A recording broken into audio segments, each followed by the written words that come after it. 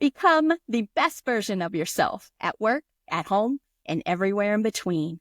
You're listening to All We Know About the Stuff We Know.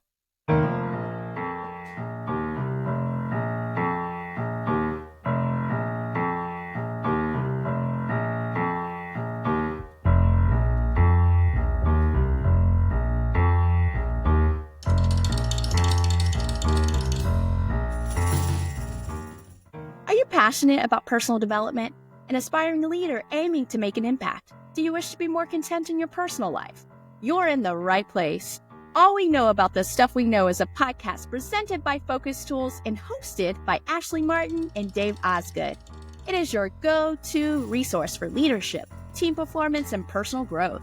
Each episode features real-life stories infused with timeless wisdom and humor from Ash and Dave, seasoned trainers who have guided thousands of people to become more effective on the job and at home. We'll help you avoid common pitfalls in communication and decision-making. We'll raise your awareness about why you do the things you do. And we'll give you simple strategies to help you elevate your relationships, achieve outstanding results, and live a more fulfilling life. If you're ready to grow professionally, personally, and beyond, this podcast is for you. This is All We Know About the Stuff We Know.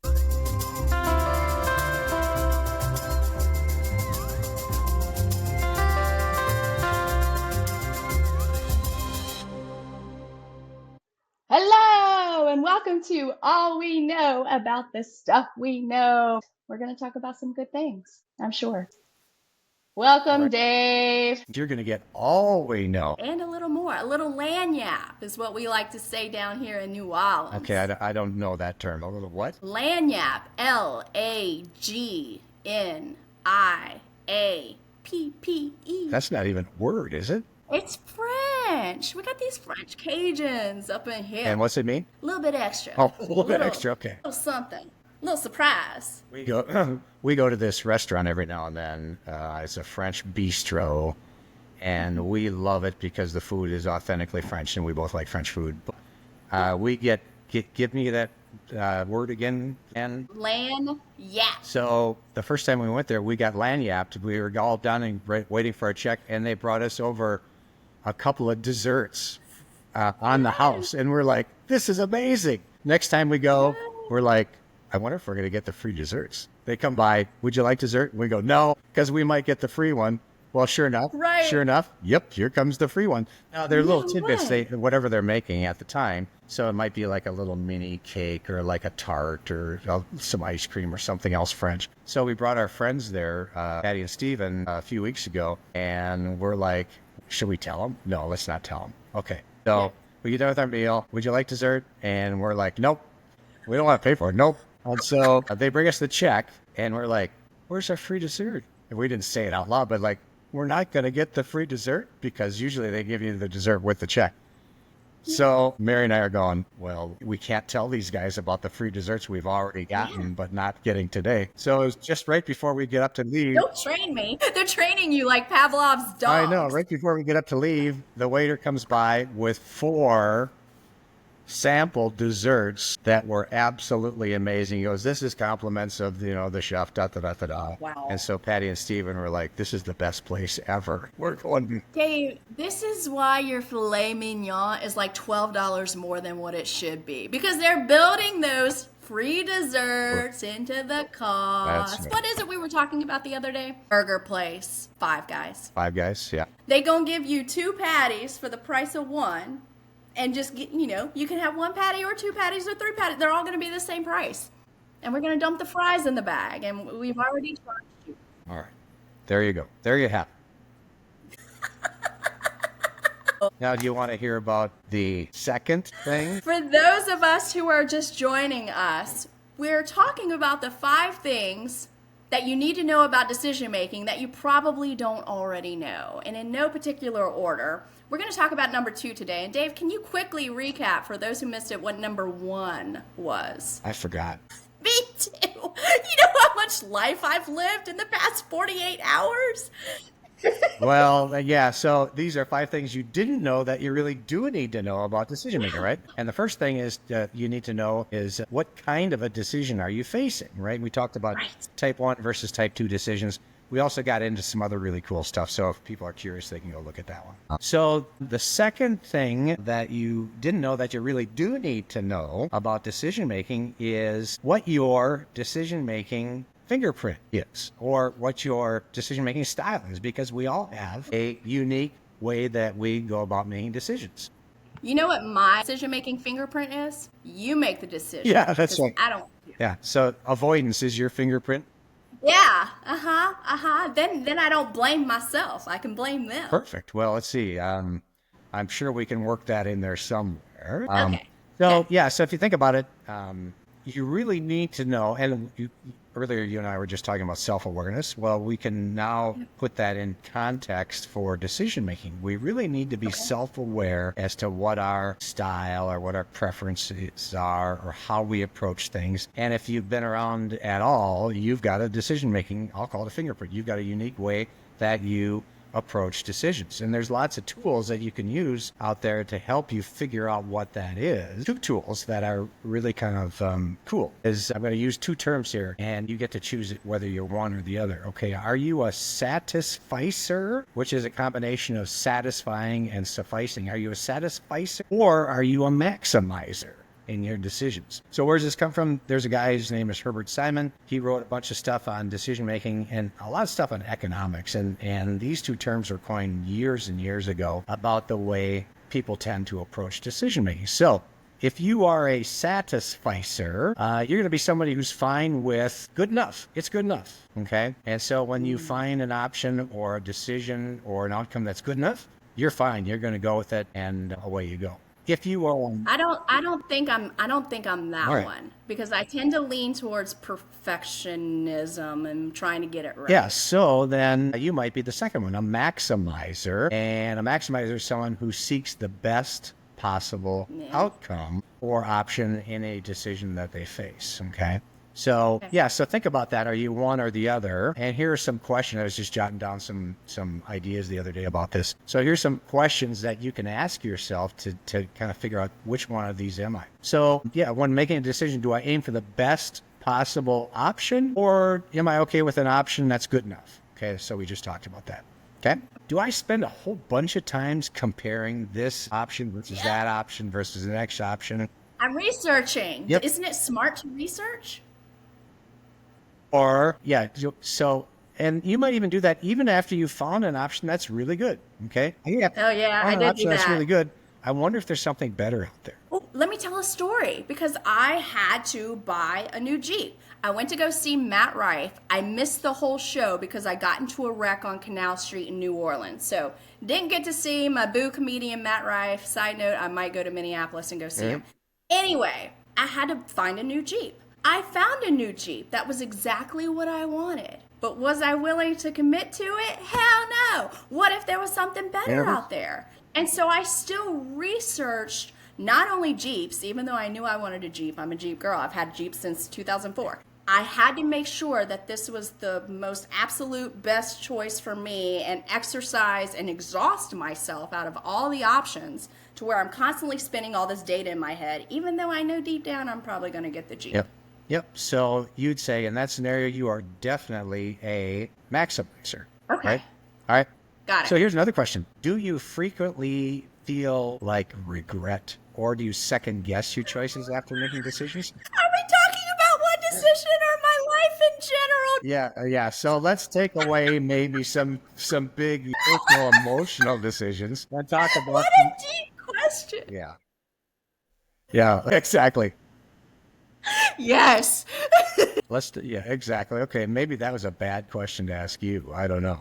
But yeah, let's just say day in and day out for like let's take the Jeep. Okay, so you ended up buying the Jeep. Did you regret that decision, or were you okay? No. I knew it was going to be the right thing for me. I just wanted to make sure, and I was just still a little scared. But no, I didn't regret it. So I think you're really a across the board maximizer. If even the lower value decisions, you still look back on and you go, gosh, I wonder if I could have done better. All the time. Yeah. All the time. Yeah. And I mean, does that have to do with being a Virgo, being a perfectionist? Like, I never know if I got it right. Like, and I think that's one thing of my last relationship. It was never good enough. Nothing was ever good enough. I was always trying to optimize, Sure. right? And make it better and better no matter what, like frequently changing. Yeah. But sometimes I just need to be content and at peace. Well, that thing might not have been a maximizer satisficer thing. That might have been a female thing. When can we do that deep dive, Dave? Yeah, The difference that one's going to be between episode men and women. 76. No, relationships. I said that we're going to hit that in episode 76.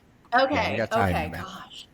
Okay. All right, here's one more question. So, if you are a maximizer, you're grinding over these decisions. And you and I have talked about the concept of decision fatigue, where at some point you just get worn out because you're making so many decisions, or you're processing decisions for so long that the mental toll it takes on you is huge. Okay. Yes. It's an emotional weight. And then Interesting. the last question I wrote down the other day was, do I rely on strict rules or criteria for decision making, or am I flexible? Am I free to kind of switch gears, especially if I find an option that's good enough and I'm willing to say, yep, I'm done and I'm happy and let's go. So the reason why this is important, as you can understand, so you got, again, two contexts. One is business and one is personal. But if you know what your tendencies are, then you can self-manage if you choose to, right? You can say, wow, if I'm a maximizer, maybe what I ought to do is when I'm facing a decision, just ask myself, is this a decision where I need to be a maximizer? Or is this a decision where I can find a really good option that meets all my musts that I can go with, so I can, create bandwidth to do other things in life. So on a personal side, that's something.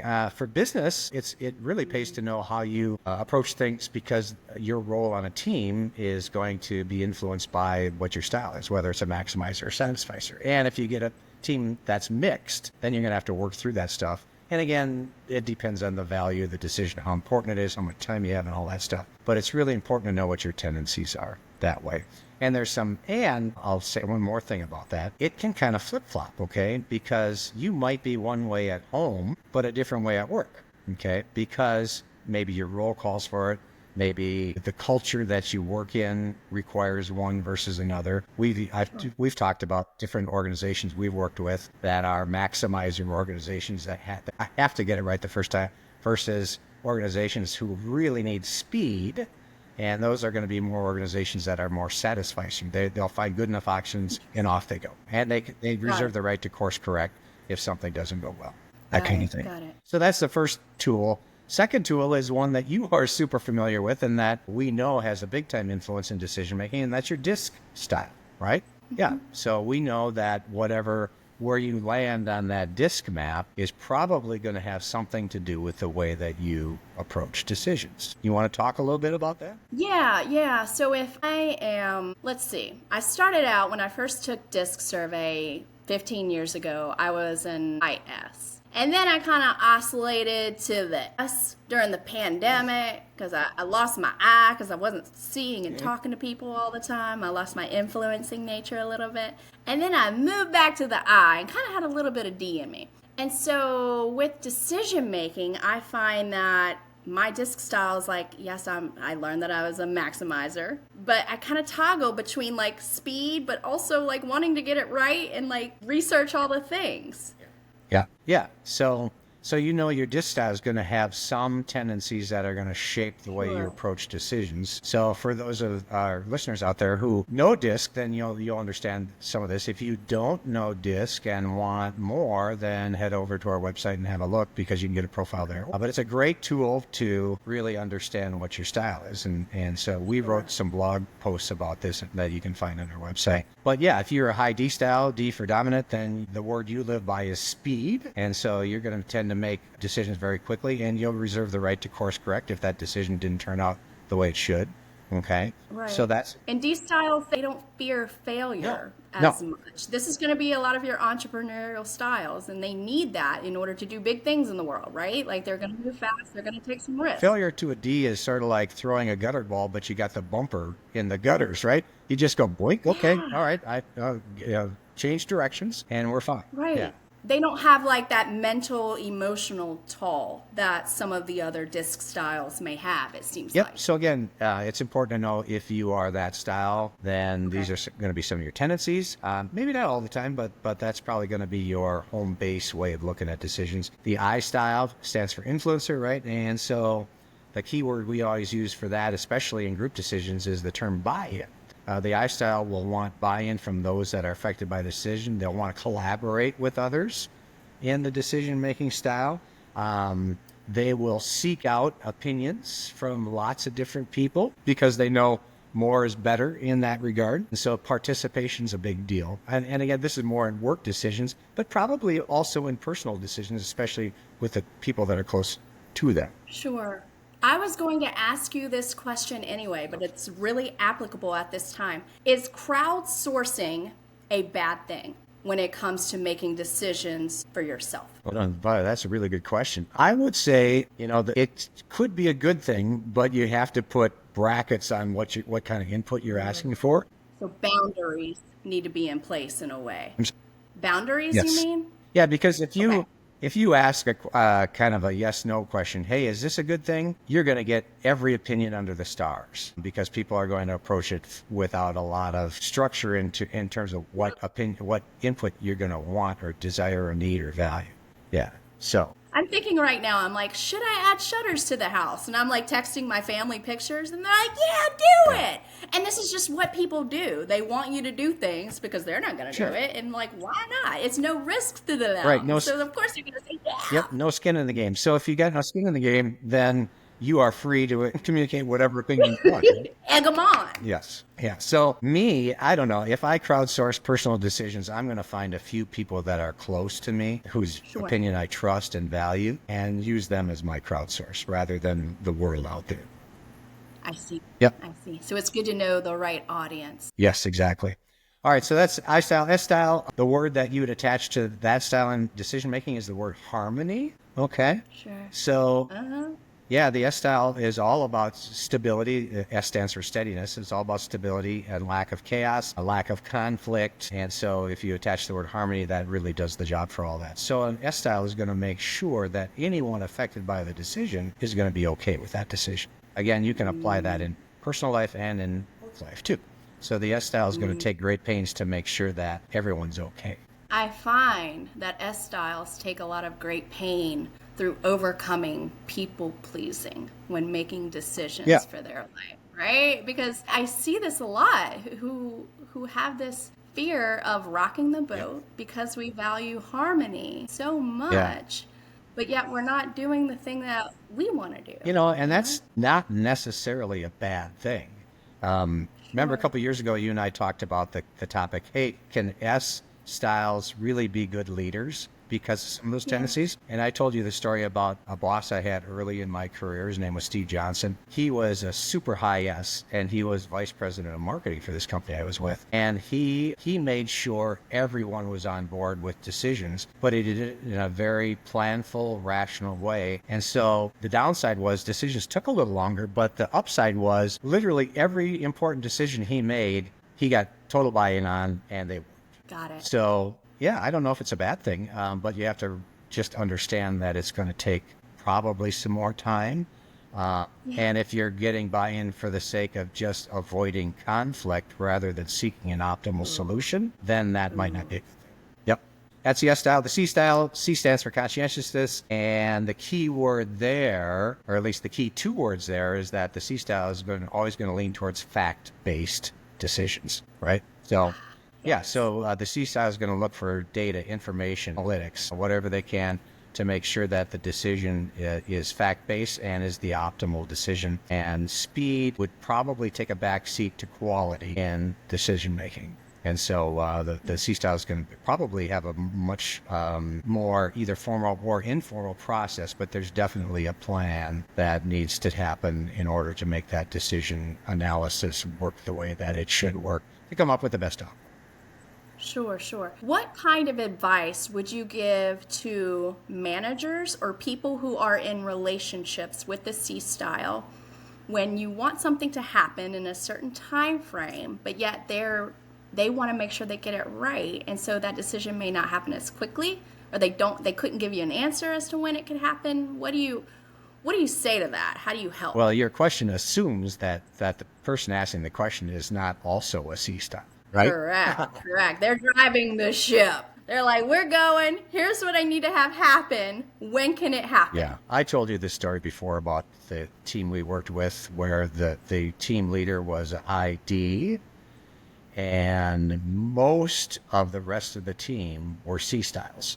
And so you had this need for speed, contrasting with the need for quality. And so you constantly had this push, pull, push, pull, push, pull.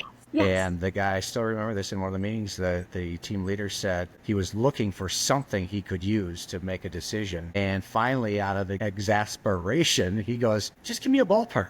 Just give me a ballpark so I can use that information to kind of figure things out. And one of the guys who was a high C style stood up and said, well, here's something you should know about our C styles.